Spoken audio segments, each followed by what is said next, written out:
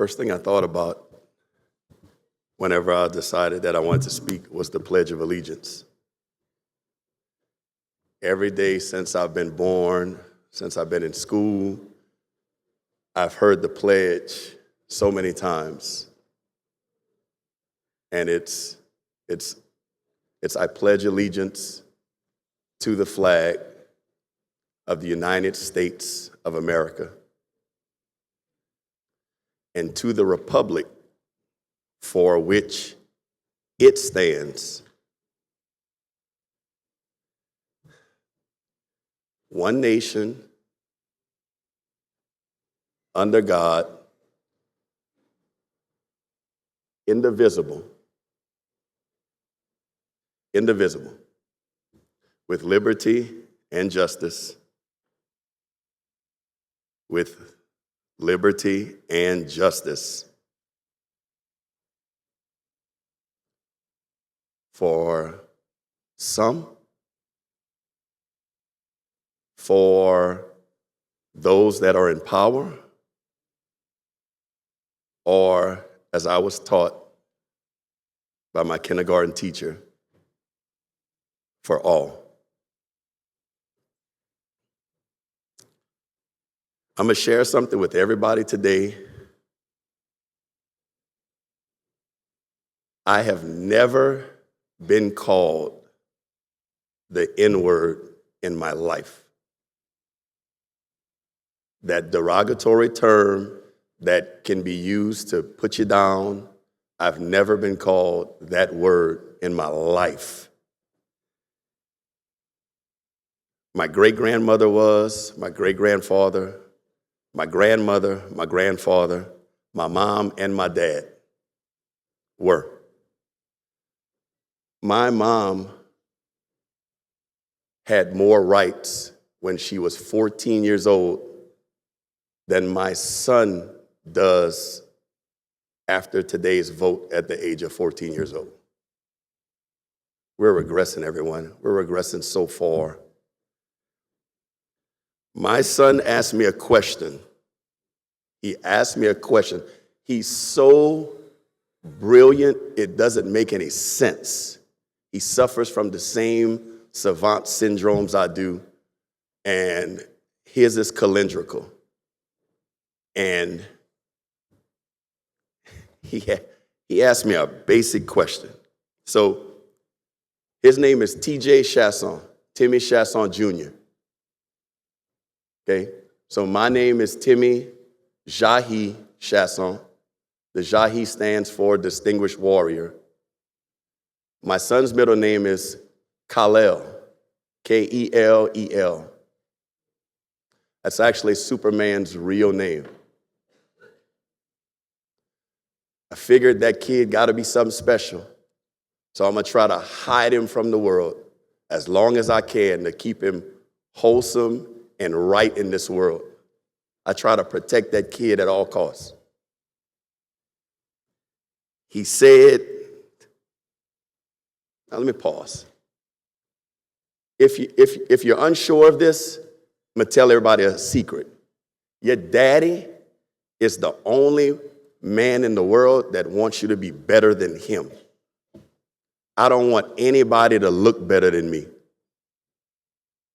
I don't want any man in here to hit a baseball further than me, field better than me, dunk a basketball better than me, play basketball better than me. I don't want you to present your bill better than me. But I want my son to be 10 times the man that I hope I am. And that kid asked me, hey man, let me ask you a question, Dad. I said, what's up, buddy? He said, Dad, he said, I've been watching, so he's aware, because social media is so ever present in these kids' lives that he knows what's going on. That kid told me about my Donald Trump vote bridge mistake before I'd even made it home. That's how powerful social media is. And that kid said, so Dad, we're like, what's going on? I said, well, I tried my best to explain it to him, y'all. And he asked me a basic question. He said, Dad, if you had the power, what would you do?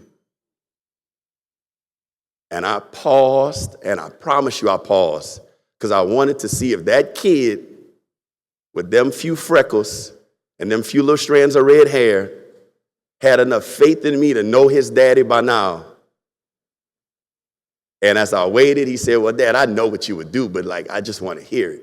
And I said, buddy, listen to your daddy closely. If I were in the majority and had the power to, I promise every single Republican in this room, I promise you, I swear to God, that I would fight for you to have not even equal, equitable. I promise you, you could count on me to fight. If you've kind of gotten to know me by now, I promise you that I would fight for you to have equal and equitable representation. I promise you. My kid says, and here's where it kicks in, well, Dad, what'd you expect the vote to be? The vote was 86 to 17 to 2. I say, what you doing looking at them votes, man? Don't do that to yourself, man. Daddy consumes himself with that stuff. He said, well, Dad, 86 people voted for it. 17 people didn't vote for it. He's talking about the previous map, SB 8. 2 people were absent, Dad. I said, I know, bud. He said, you really know? I said, you're not going to do this with your daddy, huh? You going to do this with your daddy? I said, it's all good, bud. So I close my eyes for the fun of it and tell him that those 17 people that voted against it, there's 6 people on the left row. There's 5 people vote against it on the second. There's 3 on the next row and 3 on the next row. There's 5 people cropped at the top, 1 at the bottom.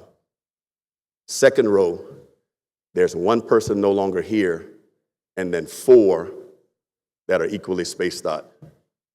There's 3 people here, 1 at the top, 2 back to back. Last row, they're equally spaced out, 1, 2, 3. 6, 5, 3, and 3, 2 absent. No need to name them. It's not trying to shame anyone. The reality is, y'all, until we decide to just do the right thing, and I don't fault you if what you're about to vote on is your right thing. I don't fault you because everybody's politics is different. I don't. But we will keep ending up in the same space. It's like winning isn't enough. You're already winning. You're already winning. But I just want to win a little bit more. Rep Boyd, when you and I talked the other night, this is tangible. This will, and please take this with the utmost respect coming out of my mouth, this will backfire. It will. When you've got 36.3% of the turnout and there's still 700,000 registered voters that didn't vote, what you're doing is you're poking a bear. You're throwing rocks in a cave. You're not letting a sleeping dog lie. So what's going to happen, because that's the way statistics is, when p-values are less than 0.05% and that null hypothesis is true, what's going to occur is it will galvanize voters to the tune of a major election being lost that would have normally been won were it not for the throwing rocks into the cave. It will occur. And listen, see me a year from now, and when you say, man, I can't believe you said that, how you know? Because it's a basic thought exercise. It's math, and math actually maths. When your math ain't mathing, that's the problem. But when your math is working, this is basic. How to get 3,929 precincts and 547,827 votes. And to realize that, well, it's not actually that difficult to turn out a vote. It's not. It's really not. You would say, Well, nobody's been able to do it. No, some folks have been able to do it, but this is math, and math actually works. I'd like to say thank you as I wrap this up to an office that is no more than 4 doors from here. 4 doors. There's a lady, I have her name saved in my phone, that knows everything. And when I walked into that room, and her and another amazing gentleman watched tears fall down my eyes, and I didn't even have to blink. I sat in our office 4 doors from here as tears just fell down my eyes, because the realization is, I'm going to share with you something. Every day I'm having to strip my own kids of what makes them them. Every single day, and it breaks my heart. I got a 24-year-old kid.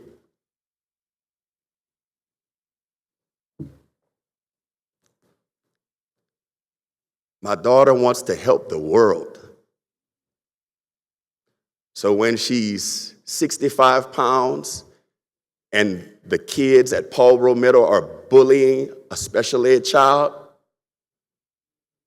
you get a phone call from the principal that says, hey, so listen, she's not in trouble, but you got to tell her that she can't go around telling those kids she's going to slap the S out of them because they're picking on that kid. And then the next day you get a phone call that says, hey, listen, so we need you to talk to her. She's not in trouble, but she's now standing there waiting to see if they pick on her. I said, ma'am, that's the way I raised her. My son is turned 15. He's going to go broke. My son's going to go broke. He's going to be like me. If I hit the lottery, I'm taking care of everybody. I'm taking care of everybody. Every nonprofit, I'm going to go broke. All the money's going to be gone. It is what it is. My daughter, the youngest, dear God, there's no hope for her. My daughter, if she has $2, she's telling me that, Dad, that little girl right there don't have no money, so I'm going to give her one of my dollars. Baby, you don't even know who the hell that child is. You have no idea who this little girl is. You can't give her anything, baby. It don't work like that. But you can't make her understand because she just wants to help the world. So we can be the state that stands up and truly mean it when we say with liberty and justice for all. And even though I expect the outcome to be the outcome, I'm not going to lose faith in the process, because what had me in tears is that I'm losing faith in the process. I have too much faith in the process. I'm losing faith in the process. The faith that my mom has Sunday at church, where I'm going to be late and I can't figure out for the life of me why. No matter what time I leave the house, I'm still going to be 2 to 3 minutes late.